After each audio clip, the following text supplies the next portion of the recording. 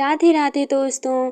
आज हम बात करने वाले हैं एक ऐसे यज्ञ की जिसे वेदों में इष्टि कहा गया है और जिसे करने से न केवल संतान की प्राप्ति होती है बल्कि पितृदोष का निवारण, धर्म की पुनर्स्थापना और जीवन में असीम शुभता भी आती है। इष्टि यज्ञ एक सामान्य हवन नहीं है, ये एक दिव्य साधना है जिसमें मनुष्य अपनी इच्छा को देवताओं के सामने अर्पित करता है। और सबसे बड़ी बात, इष्टि यज्ञ के कारण ही राजा दशरथ को 4 पुत्र मिले, राम, भरत, लक्ष्मण और शत्रुघ्न, जिससे त्रेता युग की शुरुआत हुई और धर्म की राह फिर से स्थापित हुई। आज की इस कथा में हम जानेंगे इष्टि क्या है, क्यों इतना दुर्लभ है, राजा दशरथ की पुत्र इष्टि की पूरी कहानी और आज के समय में भी इष्टि क्यों महत्वपूर्ण है। तो वीडियो को अंत तक जरूर देखें क्योंकि इस कहानी में आपके जीवन के लिए एक बहुत बड़ा संदेश छिपा है। दोस्तों, प्राचीन भारत की भूमि केवल पर्व या त्योहारों की ही नहीं बल्कि यज्ञ, तप और साधना की भूमि रही है। इन्हीं यज्ञों में एक अत्यंत दुर्लभ, रहस्यमयी और फलदायी यज्ञ है, वो है इष्टि। इष्टि शब्द स्वयं में बहुत गूढ़ है। वेद कहते हैं इष्टम दत्तम हुतम च यत्, अर्थात जो इच्छा से दिया जाए, जो श्रद्धा से अर्पित हो और जो देवताओं तक पहुँचे, वही इष्टि है। इष्टि केवल यज्ञ नहीं, इष्टि कोई सामान्य हवन या पूजा नहीं, ये मनुष्य की अधूरी कामनाओं और देवताओं की कृपा के बीच का सेतु है। जहाँ पूजा हम मांगते हैं, वहीं इष्टि में हम समर्पित हो जाते हैं। इष्टि यज्ञ में व्यक्ति कहता है कि हे देवताओं, यदि मैं योग्य हूँ तो मेरी इच्छा स्वीकार करें। भक्तों, वेदों में इष्टि का उल्लेख है। ऋग्वेद, यजुर्वेद और ब्राह्मण ग्रंथों में इष्टि को काम्य यज्ञ कहा गया है। काम्य अर्थात इच्छा से किया गया और यज्ञ अर्थात आत्मा को शुद्ध करने वाला कर्म। इष्टि यज्ञ विशेष रूप से तब किया जाता है जब संतान न हो, राज्य संकट में हो, वंश समाप्त होने की आशंका हो, दीर्घकालीन रोग या दुर्भाग्य हो। भक्तों, इष्टि का फल तुरंत नहीं मिलता। देवता पहले धैर्य, श्रद्धा और निष्ठा की परीक्षा लेते हैं।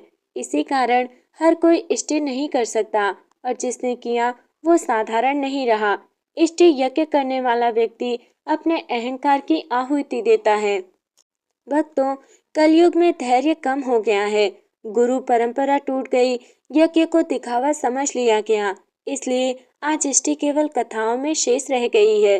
लेकिन जब जब धर्म संकट में पड़ा है, इष्टि ने मार्ग दिखाया है। हम आगे प्रवेश करेंगे उस कथा में जिसने पूरे भारत का भाग्य बदल दिया। राजा दशरथ की पुत्र इष्टि कैसे अग्नि से प्रकट हुआ दिव्य पात्र और कैसे राम, लक्ष्मण, भरत, शत्रुघ्न का अवतार संभव हुआ। तो बने रहिए वीडियो में आखिरी तक। अयोध्या नगरी, सरयू के पवित्र तट पर बसी वो स्वर्णिम राजधानी जहाँ प्रजा सुखी थी, धर्म जीवित था, परंतु राजमहल के भीतर एक गहरा शून्य था। राजा दशरथ, 3 रानियां थीं, कौशल्या, कैकेयी और सुमित्रा। राज्य, वैभव, यश सब कुछ था, लेकिन जो नहीं था वो था उनका उत्तराधिकारी। हर संध्या जब राजसभा खाली हो जाती, राजा दशरथ अपने कक्ष में अकेले बैठ जाते। मन में एक ही प्रश्न गूंजता, यदि मेरी बात अयोध्या का सिंहासन सूना रह गया तो? राजा जानते थे, राजा बिना पुत्र के नहीं, वंश बिना दीपक के हो जाता है। एक दिन महर्षि वशिष्ठ को बुलाया गया। राजा ने दंडवत होकर कहा, गुरुदेव, मैंने हर दान, हर व्रत किया, फिर भी भाग्य मौन क्यों है? वशिष्ठ जी ने नेत्र बूंद लिए, कुछ क्षण मौन के बाद बोले, राजन, ये कर्म सामान्य नहीं, ये केवल इष्टि यज्ञ से ही संभव है। भक्तों, पुत्रेष्टि इष्टि क्या है? आप लोगों के मन में प्रश्न उठ रहा होगा, तो चलिए इसका उत्तर जानते हैं। वशिष्ठ जी बोले, ये कोई साधारण यज्ञ नहीं, ये वो इष्टि है जिसमें अग्नि स्वयं देवताओं से वर लेकर आती है, लेकिन चेतावनी भी दी, पूर्ण ब्रह्मचर्य, पूर्ण श्रद्धा, कोई छल नहीं और कोई अहंकार नहीं। इस यज्ञ के लिए बुलाए गए महर्षि ऋष्यभृंग, उनका जन्म तपस्या से हुआ था और उनका जीवन केवल ब्रह्म ज्ञान था। कहा जाता है, जिस भूमि पर ऋष्यभृंग कदम रखते वहां वर्षा होने लगती। अयोध्या में वेदों का उच्चारण गूंज उठा, घी, तिल, जौ, सोम की व्यवस्था हुई। अग्निकुंड स्वर्ण से सुसज्जित हुआ। राजा दशरथ ने राजवस्त्र त्याग दिए, वे केवल एक साधक बन गए। जैसे ही अग्नि प्रज्वलित हुई, आकाश में कड़कड़ाहट हुई, देवताओं ने दृष्टि डाली, अग्निदेव जागृत हुए, मंत्रों के साथ आहुति दी जाने लगी। अचानक अग्निकुंड से एक दिव्य पुरुष प्रकट हुआ। उनके हाथ में था स्वर्ण पात्र जिसमें दिव्य खीर थी। उन्होंने कहा, हे राजन, देवताओं ने आपकी इष्टि स्वीकार की है। अग्निदेव बोले, इस पात्र की खीर रानियों को बांट दीजिए। समय आने पर देवांश अवतरित होंगे। राजा दशरथ की आंखों से आंसू बह निकले। ये आंसू पीड़ा के नहीं, पूर्णता के थे। रानियों को प्रसाद बांटे गए। कौशल्या को सर्वाधिक, कैकेयी को एक भाग और सुमित्रा को शेष। लेकिन यहाँ भी एक रहस्य था जिसे आने वाले भाग में हम जानेंगे। अयोध्या नगरी में उस दिन एक अदृश्य आनंद फैल चुका था। राजा दशरथ के महल में कोई शोर नहीं था, फिर भी हर दीवार जैसे किसी शुभ समाचार की प्रतीक्षा कर रही थी। अग्निदेव द्वारा दी गई वो दिव्य खीर साधारण नहीं थी, वो वेदों की शक्ति थी, देवताओं की संकल्पना थी और स्वयं विष्णु की कृपा थी। जैसे ही रानियों ने उस प्रसाद का सेवन किया, समय थम सा गया, प्रकृति मौन हो गई और आकाश में देवताओं की सभा लग गई। इंद्र, ब्रह्मा, शिव सभी देव एकत्र हुए। ब्रह्मा जी बोले, रावण का अंत अब केवल नारायण के अवतार से ही संभव है। विष्णु ने शांत स्वर में कहा, मैं 4 अंशों में धरती पर अवतरित होऊंगा। 4 अंश और एक उद्देश्य होगा। एक अंश मर्यादा का, दूसरा शक्ति का, तीसरा सेवा का और चौथा त्याग का। यही 4 अंश अयोध्या में जन्म लेने वाले थे। कौशल्या देवी, जैसे ही उन्होंने खीर ग्रहण की, उनका हृदय अजीब शांति से भर गया। रात्रि में उन्होंने स्वप्न देखा, एक नीलवर्ण बालक, कमल नेत्र, हाथ में धनुष। आकाशवाणी हुई, हे माता, तुम्हारे गर्भ से मर्यादा पुरुषोत्तम जन्म लेंगे। कैकेयी, उनके भीतर एक अद्भुत तेज और साहस जाग उठा। उन्होंने स्वप्न में देखा, अग्नि, रथ और एक वीर बालक। देववाणी गूंजी, ये बालक भविष्य में भाई का रक्षक बनेगा। और अब आती है सबसे गूढ़ कथा। सुमित्रा, उन्होंने खीर का शेष भाग मिला, लेकिन विधि ने यहाँ एक चमत्कार रचा। कहा जाता है एक दिव्य पक्षी खीर का पात्र ले उड़ा। राजा व्याकुल हो उठे, परंतु तभी आकाशवाणी हुई, शोक मत करो राजन, ये विभाजन भी ईश्वरीय योजना है। कुछ समय पश्चात सुमित्रा ने अनुभव किया कि उनके भीतर 2 चेतनाएं जाग रही हैं, एक सेवा का प्रतीक, दूसरी शक्ति का आधार। इस प्रकार एक ही माता से 2 पुत्रों का गर्भाधान हुआ। इसी के साथ अयोध्या में शुभ संकेत मिलने लगे। फूल बिना ऋतु खिले, सरयू का जल निर्मल हुआ, ब्राह्मणों के स्वप्न शुभ हुए, गायों ने अधिक दूध दिया। ऋषियों ने कहा, ये साधारण गर्भ नहीं, ये त्रेता युग का प्रकाश है। राजा ने स्वप्न में देखा, 4 दीपक अयोध्या को आलोकित कर रहे हैं। एक दीपक सबसे तेज था। वशिष्ठ जी ने कहा, राजन, आपके वंश में अब युग बदलेगा।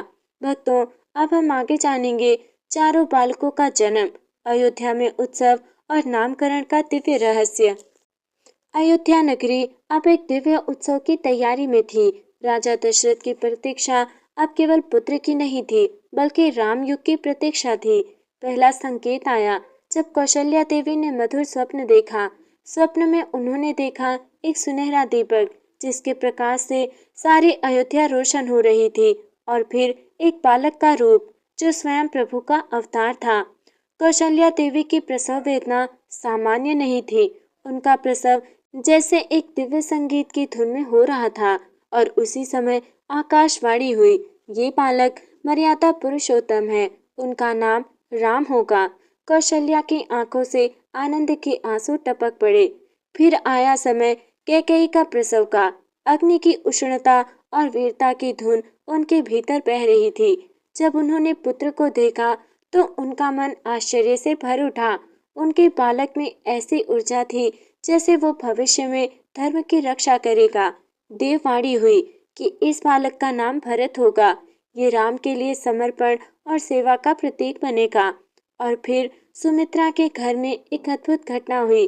पहले पुत्र के जन्म के समय सुमित्रा ने अनुभव किया कि वो दूसरे पुत्र के लिए भी गर्भाधारण कर रही हैं। एक ही समय में दो संतानों की रचना, ये अद्भुत था। पहला पुत्र जन्मा, साधु, शांत और सेवा भाव से भरा। दूसरा पुत्र जन्मा, शक्ति, साहस और बुद्धि से भरपूर। फिर देववाणी हुई, पहले पुत्र का नाम लक्ष्मण होगा, ये राम का अटूट साथी होगा, और दूसरे का नाम शत्रुघ्न होगा, जो धर्म की रक्षा करेगा।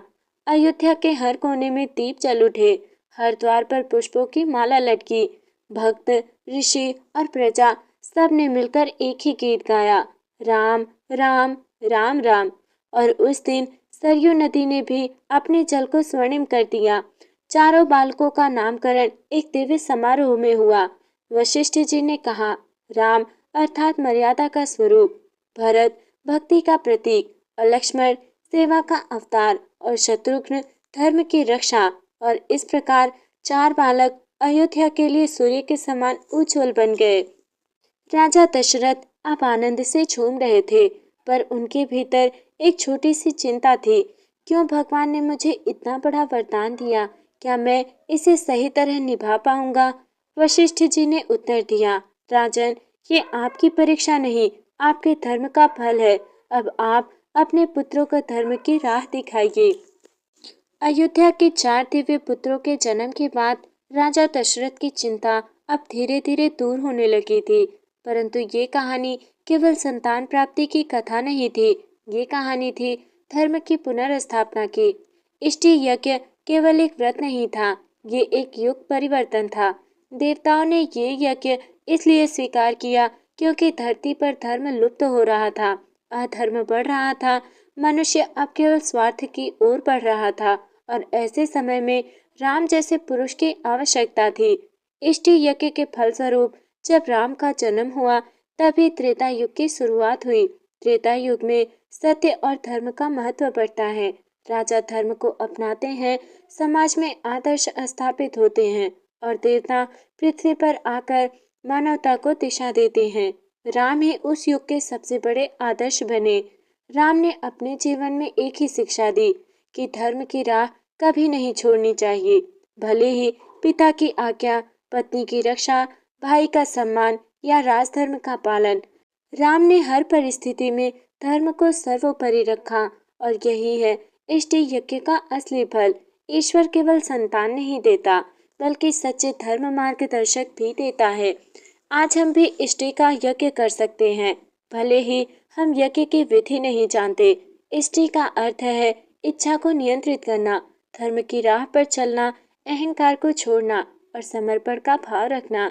जब हम ये करते हैं, हमारे जीवन में राम की तरह एक नया युग जन्म लेता है। इष्टि यज्ञ का एक बहुत बड़ा फल है पितृदोष का निवारण। क्यों? क्योंकि इष्टि यज्ञ में परिवार की रक्षा, पूर्वजों की शांति और अगली पीढ़ी की सुरक्षा, इन सभी का ध्यान रखा जाता है। और यही कारण है कि मासिक अमावस्या या पूर्णिमा पर इष्टि का महत्व और बढ़ जाता है। भक्तों, इष्टि यज्ञ हमें सिखाता है, यदि हम अपने अहंकार को त्याग दें तो देवता हमारे अंदर ही जाग उठते हैं। इष्टि का अर्थ केवल यज्ञ नहीं, ये आत्मिक परिवर्तन है। तो दोस्तों, आज की इस पौराणिक कथा में हमें एक बहुत बड़ी सीख मिलती है। इष्टि यज्ञ केवल एक यज्ञ नहीं, ये धर्म की पुकार, श्रद्धा की परीक्षा और आत्मा का शुद्धिकरण है। इष्टि यज्ञ में हम सिर्फ देवताओं को प्रसन्न नहीं करते, हम अपने भीतर के अहंकार, लालच और अधर्म को भी जलाते हैं। इस कथा में हमने देखा कि कैसे राजा दशरथ ने इष्टि यज्ञ से पुत्र की प्राप्ति की, कैसे राम, भरत, लक्ष्मण और शत्रुघ्न का जन्म हुआ, और कैसे ये यज्ञ त्रेता युग का आधार बना। और सबसे महत्वपूर्ण बात, इष्टि यज्ञ ने हमें सिखाया कि धर्म की राह कभी नहीं छोड़नी चाहिए। अब आपसे एक छोटी सी मदद है, अगर आपको ये कथा पसंद आई हो तो कृपया लाइक करें, कमेंट करें, शेयर करें और सब्सक्राइब करना ना भूलें, क्योंकि आपके प्यार से ही हम और भी पौराणिक कथाएं आपके लिए लाते रहेंगे। अगली वीडियो का संकेत आप हमें ऐसे दे सकते हैं। अगर आप चाहें तो मैं अगली वीडियो में इष्टि की पूजा विधि या इष्टि से जुड़ी दूसरी कथा भी लिख कर दे दूँ। बस कमेंट में बताइए अगला कौन सा विषय चाहिए। धन्यवाद। आपका दिन शुभ रहे। भगवान आप सभी पर अपनी कृपा बनाए रखें। जय श्री कृष्ण। हर हर महादेव।